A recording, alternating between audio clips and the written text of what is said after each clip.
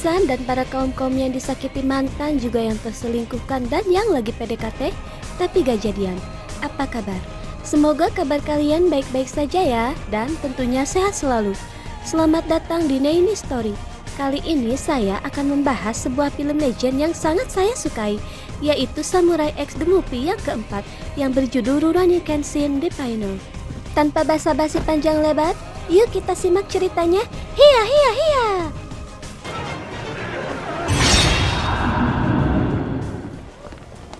Diceritakan 12 tahun setelah restorasi Meiji, pemerintahan Jepang menjadi semakin terbuka dengan negara-negara luar. Begitupun dengan masalah yang terjadi. Kini beberapa masalah datang dari negara-negara lain. Salah satunya dengan Tiongkok. Masalah tentang perebutan wilayah. Di samping itu, kepolisian pemerintahan Jepang yang dipimpin Saito sedang menindaklanjuti laporan tentang keberadaan kelompok mafia Shanghai yang menjual berbagai senjata dan alat perang lainnya, termasuk kapal perang yang beberapa tahun silam dipakai Shishio untuk menghancurkan Kyoto. Saito menemukan kelompok tersebut dalam sebuah kereta di stasiun Yokohama. Setelah diselidiki, ternyata salah satu dari mereka adalah orang Jepang, yaitu Enishi. Tanpa pikir panjang, Saito memerintahkan anak buahnya untuk menangkapnya.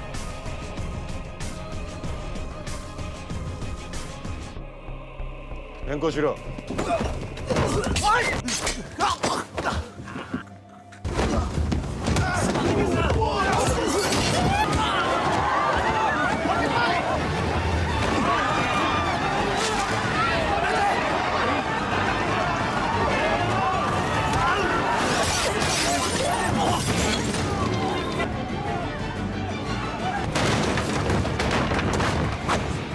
Walaupun sempat melakukan perlawanan, namun akhirnya Saito berhasil memojokkan dan akhirnya Enishi menyerah dan tertangkap. Di tempat lain di Tokyo, tepatnya di Asakusa, karena budaya dari barat sudah masuk ke Jepang, di hari itu ada sebuah acara pernikahan dengan gaya barat. Kelompok Kenshin yang sedang berada di Asakusa juga ikut menyaksikan acara tersebut. Sanosuke dan Yahiko sempat menggoda Kaoru yang terlihat terpana melihat pengantin. Sano dan Yahiko mencoba mendekatkan Kaoru dan Kenshin, namun karena Kenshin tidak peka, akhirnya Kaoru pergi. Kenshin pun terlihat bingung dengan sikap Kaoru. Sementara itu, pihak kepolisian pemerintah sedang gencar-gencarnya melakukan pelatihan, mengumpulkan murid-murid dari berbagai dojo untuk antisipasi peperangan karena ada beberapa masalah dengan Tiongkok. Jadi perang dengan Tiongkok bisa terjadi kapan saja. Bersamaan dengan itu, di markas besar kepolisian sedang terjadi pemindahan tahanan. Enishi akan dipindahkan ke kepolisian Shanghai.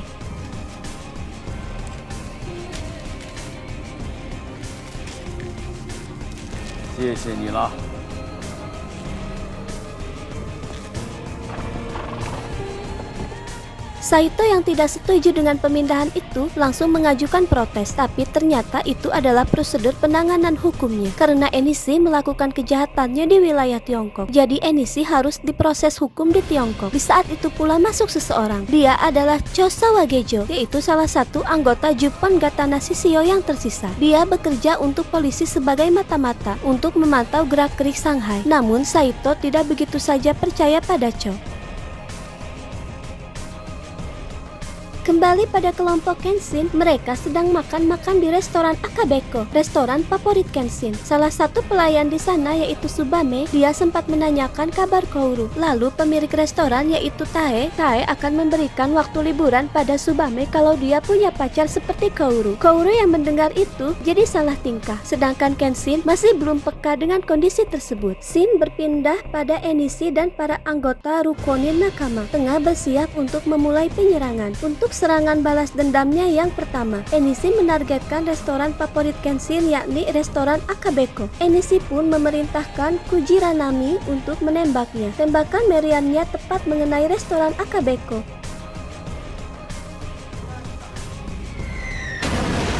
Dan seketika restoran pun terbakar. Tak lama polisi pun datang dan mendapat informasi bahwa tembakan tersebut berasal dari Bukit Ueno. Kenshin yang mengetahui kabar tersebut langsung menuju ke Bukit Ueno.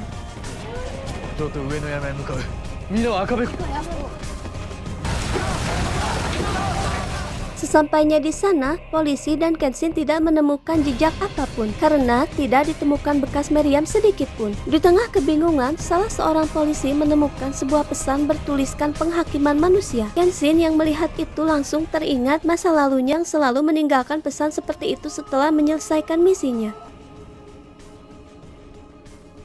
Karena tidak ada petunjuk sama sekali tentang pelaku penembakan ini, Kenshin pun bingung. Namun tiba-tiba Saito datang dan memberi informasi tentang orang dari Shanghai yang menjual senjata dan sempat menanyakan padanya soal Batosai. Karena penembakan tersebut, Tae, Tsubame, dan para pengunjung restoran banyak yang terluka. Terutama Tae mengalami banyak luka bakar karena mencoba menyelamatkan orang-orang saat itu. Untung saja Megumi dan yang lainnya bisa menanganinya sehingga tidak ada korban jiwa. Setelah semua yang terluka bisa ditangani, tiba-tiba Sano menanyakan tentang luka di pipi Kenshin yang tak kunjung hilang. Walaupun sudah lama, Megumi pun tidak tahu pasti penyebabnya. Namun dia pernah bertanya pada Dr. Oguni. Dia bilang luka akibat kemarahan di jalan keadilan itu tidak akan hilang sampai kemarahan itu mereda. Kenshin mulai merenungkan perkataan Saito tentang seseorang yang menanyakan soal dirinya. Namun tiba-tiba terdengar ketukan pintu dari luar.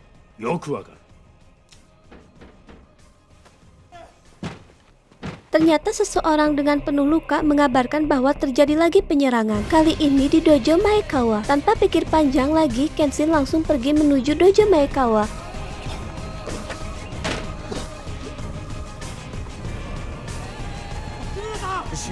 Di tengah perjalanan, Kenshin bertemu dengan beberapa polisi dan mengabarkan mungkin saja rumah kepala polisi juga diserang. Akhirnya, Sano dan Kenshin memutuskan untuk berpencar. Kenshin menuju rumah kepala polisi, sedangkan Sano menuju ke dojo Maekawa. Benar saja, ternyata di rumah kepala polisi sedang terjadi penyerangan. Salah satu anggota rukun Nakayama, yaitu Otawa Hyoko, sedang mengobrak-abrik rumah kepala polisi. Untung saja, Kenshin datang tepat waktu. Tanpa basa-basi, Kenshin langsung menyerang Hyoko, dan pertarungan pun berlangsung cukup sengit.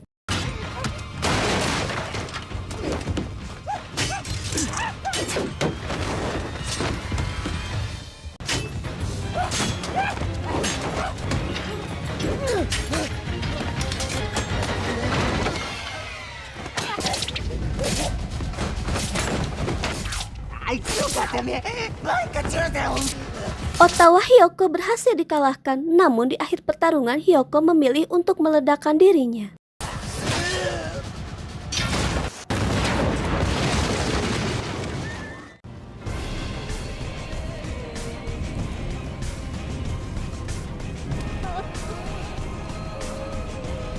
Sedangkan di dojo Maekawa, anggota rukun Nakama lainnya yakni Tenmon dan Jin sedang melakukan penyerangan, menghabisi semua orang yang ada di dojo.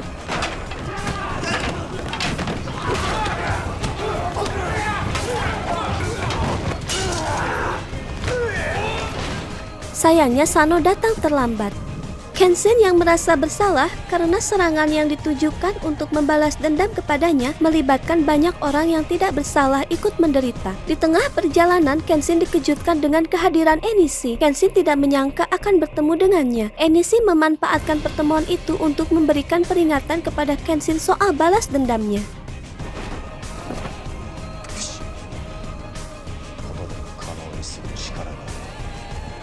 Sepulangnya ke dojo, Kenshin disambut oleh Kaoru dan yang lainnya. Tapi Kenshin terlihat lemas dan tampak memikirkan sesuatu. Mereka pun tahu bahwa Kenshin sedang tidak baik-baik saja.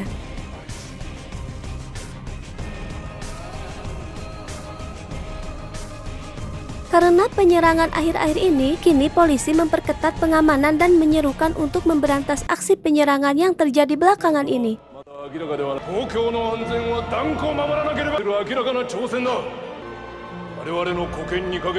Sementara itu, Cho yang sudah mengantongi informasi tentang gudang senjata pihak musuh menghampiri Saito dan memberikan informasi tersebut. Namun sepertinya informasi tersebut adalah jebakan karena Cho adalah salah satu anggota Juppon Gatana yang tidak sudi bekerja untuk pemerintahan baru yang sekarang ini. Setelah semua kejadian akhir-akhir ini, Kenshin pun merasa harus memberitahu teman-temannya tentang penyebab terjadinya serangan belakangan ini. Semua serangan itu sebenarnya ditujukan untuk membalas dendam pada Kenshin. Serangan didalangi oleh Enishi karena kematian kakaknya 14 tahun lalu. Dia berniat membuat Kenshin menderita dengan penyerangannya itu. Kenshin pun mulai menceritakan masa lalunya. Saat itu di sebuah kedai, Kenshin menolong seorang perempuan bernama Tomoe yang sedang diganggu oleh beberapa orang.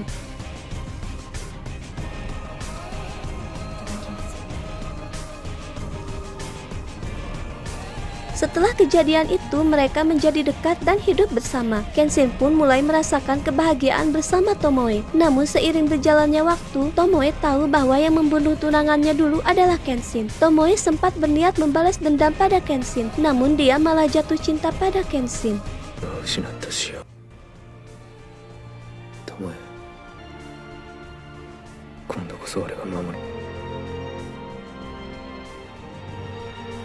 4月5日、今日で帰れぬ人となりました。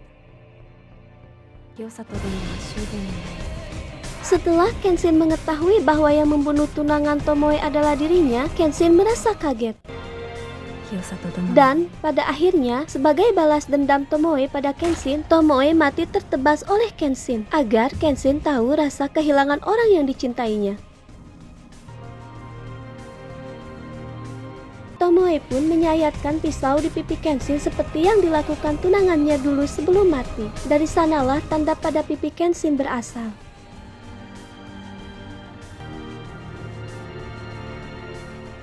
Kenshin yang terus menyendiri setelah semua kejadian itu kembali membaik setelah Kaoru memberinya semangat.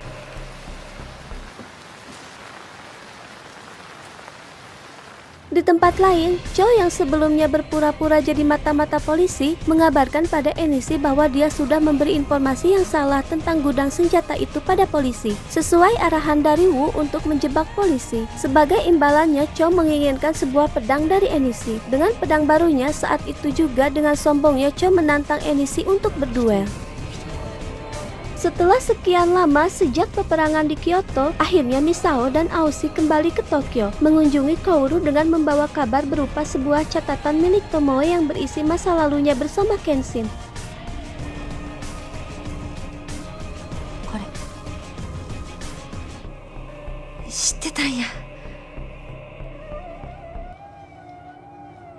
Sementara itu, polisi yang sedang menyelidiki informasi dari Cho tentang gudang senjata sudah tiba di lokasi yang ditunjukkan. Namun setibanya di sana, Saito dan anggotanya sudah dikepung. Ternyata benar, informasi dari Cho itu adalah jebakan.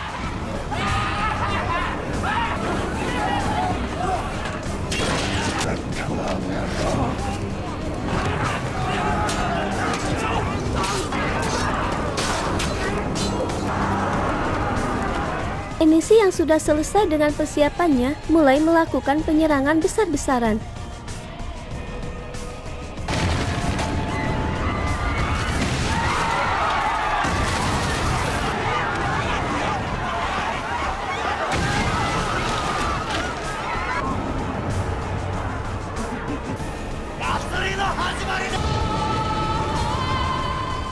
Salah satu anggotanya yakni Kujiranami menjadi lawan Kenshin yang pertama.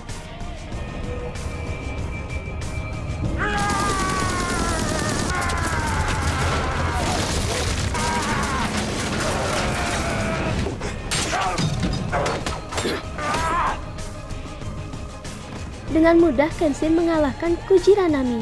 Setelah itu Kenshin pergi menuju dojo Kamiya. Di tempat lain penyerangan yang dilakukan anggota lainnya, yakni Yatsume Mumyoi, berhadapan dengan Aoshi yang kemudian Misao datang untuk membantu.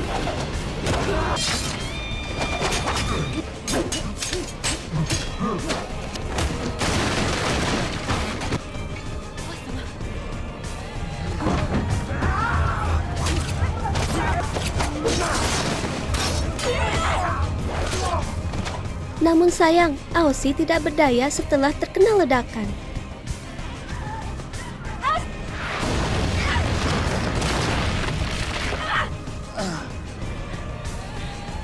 Sementara anggotanya sedang melakukan kekacauan di luar, Enishi masuk ke kediaman Kaoru. Walaupun Sano sempat melakukan perlawanan, namun kekuatan Enishi masih jauh lebih kuat.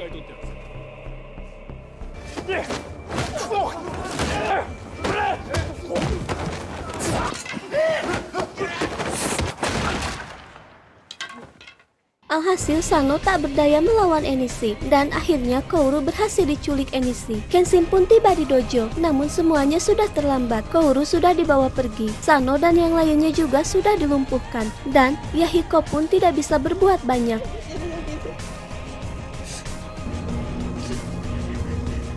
Kenshin hanya mendapati sebuah pesan dari Mayacho.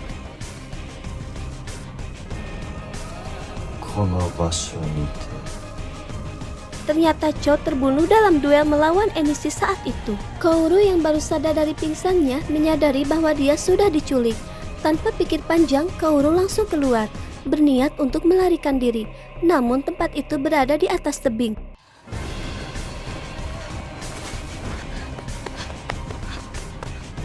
Pelarian Kaoru pun terhenti. Bersamaan dengan itu Enishi datang. Enishi sempat akan membunuh Kaoru, namun tiba-tiba Enishi teringat sosok kakaknya, dan tiba-tiba Enishi muntah dan mengurungkan niatnya untuk membunuh Kaoru.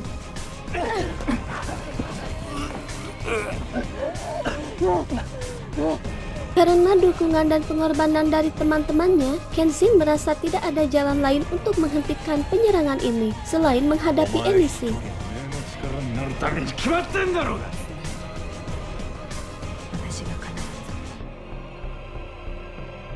Di tempat lain, Wu kedatangan seseorang yang mengaku bersedia untuk membantunya. Dia adalah Seta Sojiro, mantan anggota Juppon Gatana yang dulu kalah melawan Kenshin.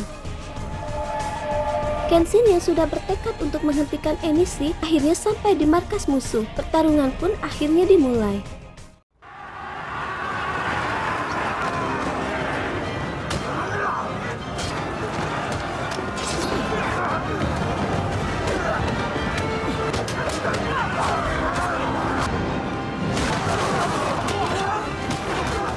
Bahkan Sano, Misao, dan Sato beserta anggota kepolisian pun datang ikut membantu.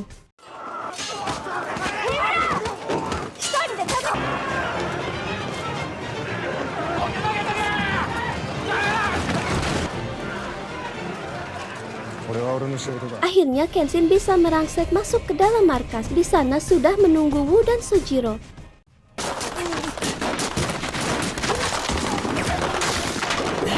Kenshin cukup terkejut dengan keberadaan Sojiro, namun tiba-tiba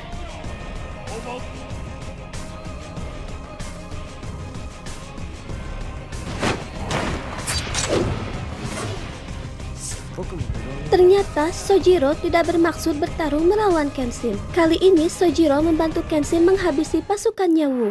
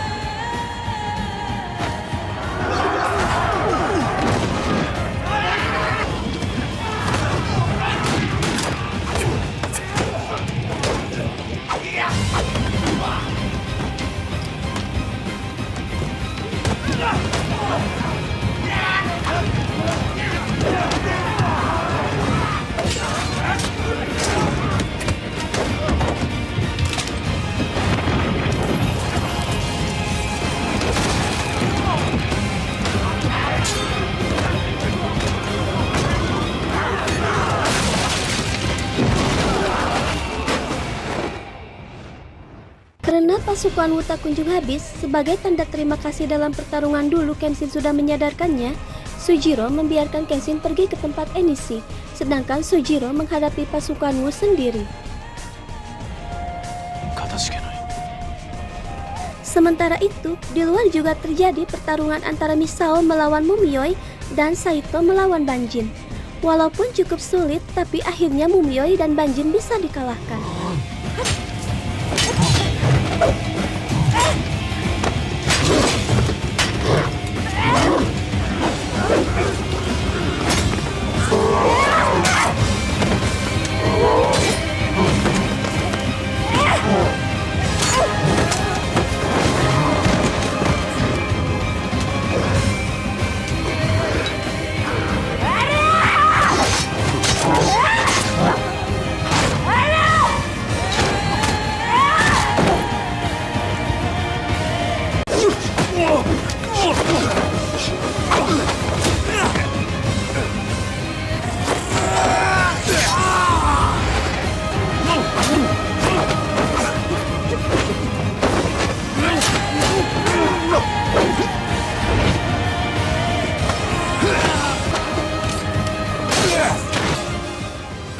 Setelah melewati para penjaganya, akhirnya Kenshin sampai di tempat Enishi. Hari yang ditunggu Enishi pun tiba. Dengan dendam yang sudah menggebu-gebu, Enishi langsung menyerang Kenshin.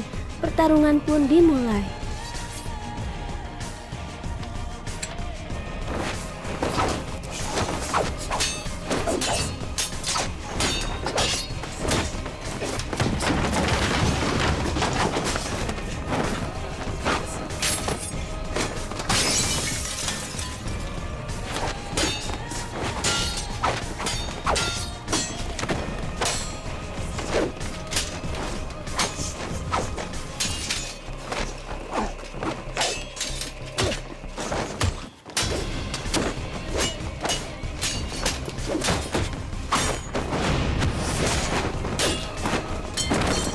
Dalam pertarungan, pedang Enishi sempat patah. Namun tak lama kemudian setelah mengganti pedangnya, Enishi mulai kembali menyerang Kenshin.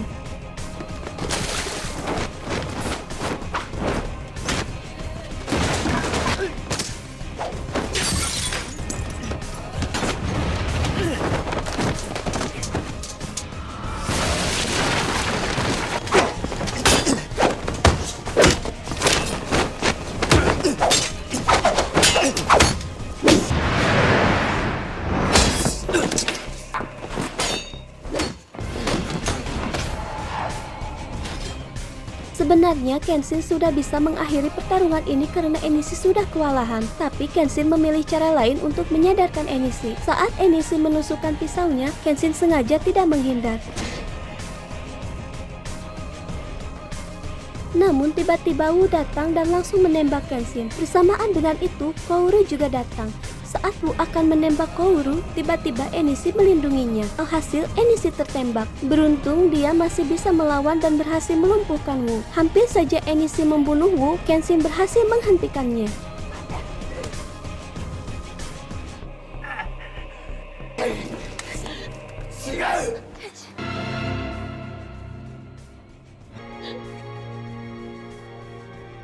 Setelah semuanya berakhir, Enishi ditangkap dan ditahan oleh kepolisian. Di dalam tahanan, Enishi menerima kiriman dari Kouru, yaitu buku catatan Tomoe. Setelah membacakan catatan itu, akhirnya Enishi mulai mengerti apa yang sebenarnya terjadi di masa lalu kakaknya.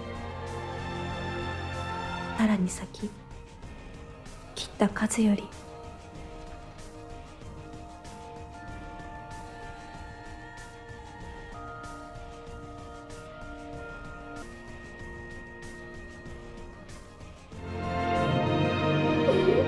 Kehidupan kembali berjalan normal, semuanya kembali damai. Di akhir cerita diperlihatkan Kenshin dan Kouru sedang berziarah ke makam Tomoe, menyampaikan rasa terima kasihnya pada Tomoe. Begitupun dengan Kenshin, dia berterima kasih pada Tomoe dan meminta maaf, juga mengucapkan selamat tinggal pada masa lalunya. Dengan menggenggam tangan Kouru, Kenshin akan memulai hidup yang baru bersama Kouru, dan film pun berakhir. Gimana pun cukup seru ya filmnya. Memang dalam film Rurouni Kenshin The Final ini banyak cerita yang masih menjadi pertanyaan yang mungkin akan diperjelas dalam film Rurouni Kenshin The Beginning. Tapi untuk keseluruhan action dan ceritanya cukup seru sebagai penutup dari film Rurouni Kenshin ini. Sekian ulasan review dari saya, Watashi to issho ni Neini. Bersama saya Neini, mohon maaf apabila masih banyak kekurangan dalam penyampaiannya dan ulasannya. Terima kasih sudah menonton. Arigatou gozaimasu. Ja, mata ne.